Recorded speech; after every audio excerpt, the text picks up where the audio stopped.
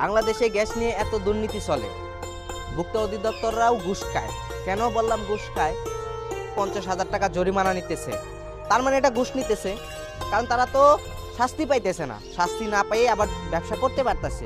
যদি আপনি 20,000 টাকা জরিমানা দিয়ে আপনি যদি দোকানটা আবার আগের মতো চালিয়ে দিতে পারেন, তাহলে আপনার 20,000 টাকা জরিমানা দেওয়া এরকম কি কথা হইলো? যদি তার বিনিময়ে আপনি 2 বছর জেল কাটেন, আপনার দোকান 2 বছর বন্ধ থাকবে। আপনি এই দুর্নীতিটা নেক্সট টাইম যখন 2 বছর পরে করবেন, আপনার বুকটার মধ্যে একটু হলেও কাঁপবে যে আমি 2 বছর জেল কাটতে আসছি। তাই আমি ভোক্তা অধিদপ্তরকে এটাই বলবো যে আপনাদের জরিমানা কোনো প্রয়োজন নাই, আপনি তাদেরকে শাস্তি প্রদান করেন। ভিডিওটা বেশি বেশি শেয়ার করবেন যাতে ভোক্তা অধিদপ্তরের কাছে ভিডিওটা পৌঁছায়, তারা যাতে বুঝতে পারে যে আসলে জরিমানা ধরে কোনো লাভ নাই, তাদেরকে শাস্তি প্রদান করতে হবে।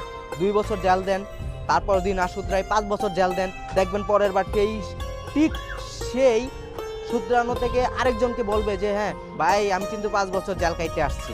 দুর্নীতি কিন্তু কইরেন না।